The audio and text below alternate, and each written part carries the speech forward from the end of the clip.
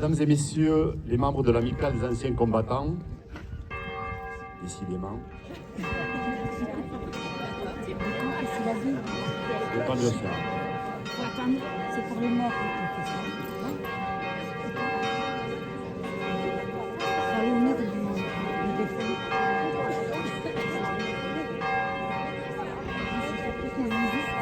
Tu crois? C'est pour ça que j'ai mon estomac qui me fait mal.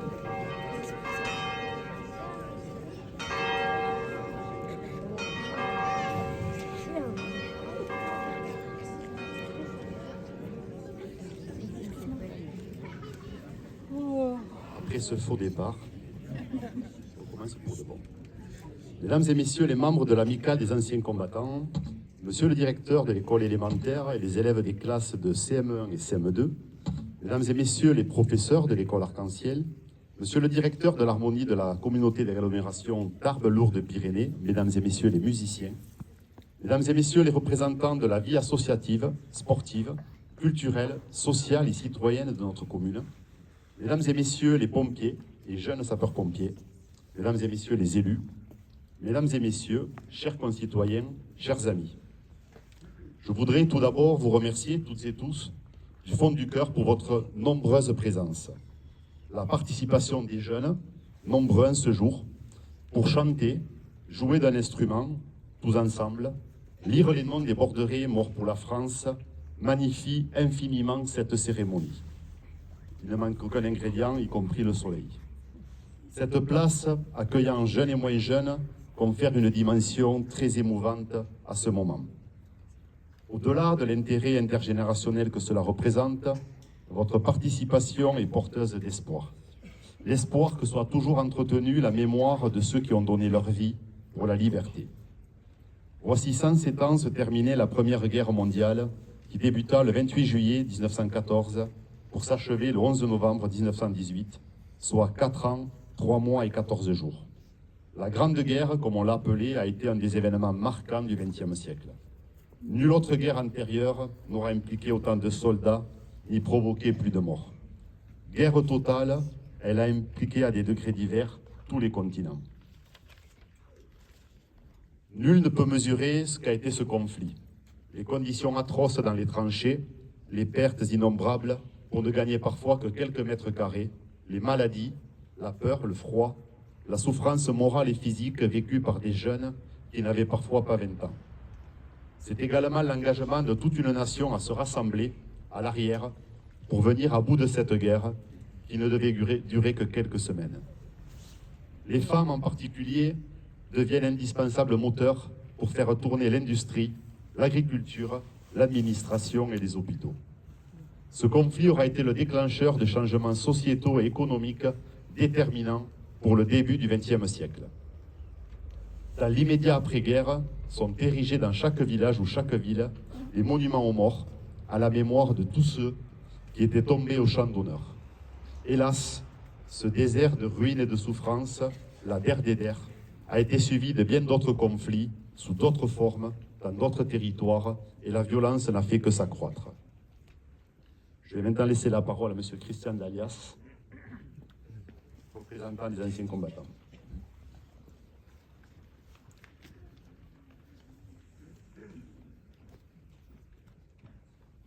Bonjour, messieurs, dames. 11 h du matin, le 11 novembre 1918, les hostilités sont suspendues sur l'ensemble du front. Les belligérants venaient de signer à 5h40 à Rotonde la convention d'armistice qui mettait fin à plus de 4 années de guerre. Dans le camp allemand, les discussions étaient âpres depuis près de 3 mois sur la conduite à tenir. Il a fallu près d'un mois de négociations pour enfin faire taire le canon. Message de l'UFAC. L'UFAC, c'est l'Union française des anciens combattants. La France célèbre aujourd'hui le 107e anniversaire de l'armistice du 11 novembre. Après 4 années de combats meurtriers, cet armistice mettait fin à la Première Guerre mondiale que l'histoire appellera la Grande Guerre. la France, pour sa part, déplorait 1 400 000 morts, 740 000 invalides, 3 millions de blessés, des centaines de milliers de veuves et d'orphelins. Les monuments aux morts érigés dans chaque ville et chaque village de France rappellent le souvenir de nos valeureux aînés tombés au champ d'honneur. Dans le souvenir de leur épreuve et de leur glorieux comportement, conservons à cet anniversaire du 11 novembre 1918 la réelle dimension que nul n'a le droit d'effacer, d'amoindrir ou d'ignorer. Ils se sont battus pour un idéal de paix, de liberté et de fraternité. En ce jour de commémoration, rendons hommage à tous ces soldats de métropole, d'outre-mer, des pays alliés, qui ont fait preuve d'un courage exemplaire méritant notre reconnaissance. Ils sont morts pour la France. En cette année 2025, l'USAC estime que la situation internationale des Nations Unies, dont son célèbre 107e anniversaire de la signature de la Charte, l'Union française des associations de combattants et des victimes de guerre invite toutes les générations, et spécialement la jeunesse, à œuvrer pour un monde plus juste, plus solidaire et en paix. Que la mémoire d'hier serve le monde d'aujourd'hui et de demain.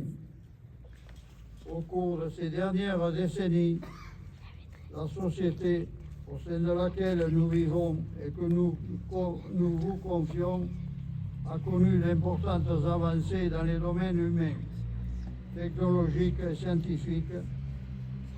Pour autant, ce n'est pas celle que nous avions souhaitée, car trop d'injustices demeurent.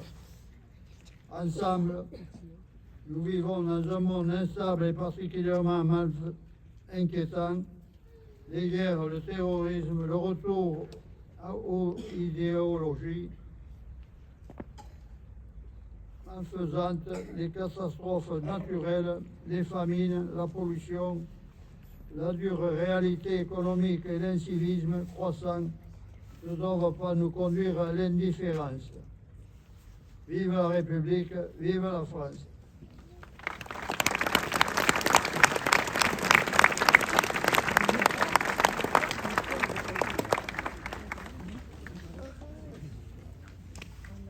Je vais vous lire maintenant le message de Madame Catherine Vautrin, ministre des Armées et des Anciens Combattants, et de Madame Alice Ruffo, ministre déléguée auprès de la ministre des Armées et des Anciens Combattants. Le 11 novembre, la France écoute battre son cœur. Elle se recueille devant les noms de ceux qui ont donné leur vie pour que nous vivions libres. Elle se rassemble pour commémorer la victoire et célébrer la paix. C'était il y a 107 ans. Au fracas des armes succédait le silence des plaines dévastées de Champagne, des vallées de la Meuse, des forêts d'Argonne.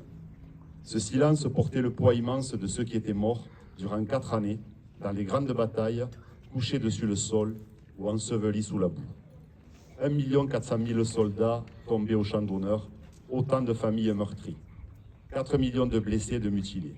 Et parmi ceux, apparemment indemnes, combien de nuits hantées par des terreurs sans fin. Chaque année, devant les monuments de nos communes, les générations se rejoignent. Unis dans cette mémoire, nous rendons visible l'idéal qui nous tient debout, le sens que nous avons donné à notre histoire, le projet collectif que nous poursuivons par-delà les tragédies. Construire un ordre tel que la liberté, la sécurité et la dignité de chacun y soient garantis, selon les mots du général de Gaulle en 1941. Ce projet porte un nom, la République. La République a donné à chaque soldat mort pour la France, aussi anonyme soit-il, d'être honoré à la place la plus élevée, celle qu'occupe la tombe du soldat inconnu sous l'Arc de Triomphe. En lui s'incarne le sacrifice de tous les morts pour la France, d'hier et d'aujourd'hui, jusqu'à ceux qui, loin de chez eux, sont tombés en Indochine, en Algérie, dans les Balkans, en Afrique, en Afghanistan, au Levant. En lui se mêlent leurs visages venus de tous horizons, ceux des fusiliers marins bretons et des tirailleurs sénégalais, unis dans le même héroïsme à Dixmude. Ceux tombés à Verdun et sur les plages de Provence. Ceux des francs-tireurs et partisans et des résistants du réseau Alliance. Ceux de ces combattants venus d'Afrique, du Pacifique, des Amériques et d'Asie, qui reposent désormais dans le sol de France, sous les croissants, les étoiles ou les croix des carrés militaires. Ceux des incorporés de force alsaciens et mosellans, pris dans le drame intime de leur conscience. Ceux qui croyaient au ciel et ceux qui n'y croyaient pas. Sur ce soldat de tous les âges et de toutes les origines, la flamme du souvenir ne s'est jamais éteinte. Il y a 100 ans, en 1925, était organisé aux Invalides le premier atelier de confection du bleuet de France. Devenu le symbole de la solidarité avec le monde combattant, cette petite fleur qui poussait dans les tranchées témoigne de la force d'âme de la nation. Force d'âme qu'ont rappelé les commémorations du 80e anniversaire des débarquements, de la libération et de la victoire, dans une époque, la nôtre, où nous réapprenons que la guerre est possible. Assistant depuis Londres au péril qui pesait sur la survie même de la France, la philosophe Simone Veil offrait en 1942 une définition du patriotisme que chacun peut faire sienne. Le sentiment de tendresse poignante pour une chose belle, précieuse, fragile et périssable. Ce patriotisme demeure une nécessité vitale. Marc Bloch, l'homme des Lumières dans l'armée des ombres, en incarna l'exemple. Son entrée au Panthéon le 16 juin, décidée par le président de la République, rappelle que l'esprit de défaite est toujours un poison mortel. La flamme qui l'animait fut une invincible espérance, l'espérance de ceux qui ont décidé d'être forts pour protéger ce qui est juste. Cette espérance que symbolisait déjà dans le ciel de Reims, le 11 novembre 1918, les tours restées debout de la cathédrale martyre. Le 8 juillet 1962, sous ses voûtes reconstruites, était scellée la réconciliation franco-allemande pour que l'Europe vive libre et en paix.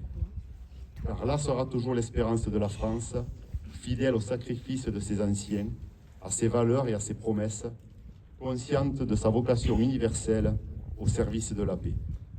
Vive la République, vive la France.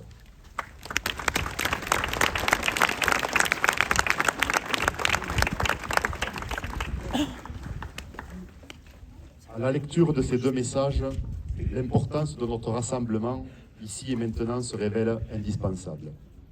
L'actualité dans le monde, les conflits de l'Ukraine à Gaza, en passant par le Mali et bien d'autres pays encore, tout cela est effrayant.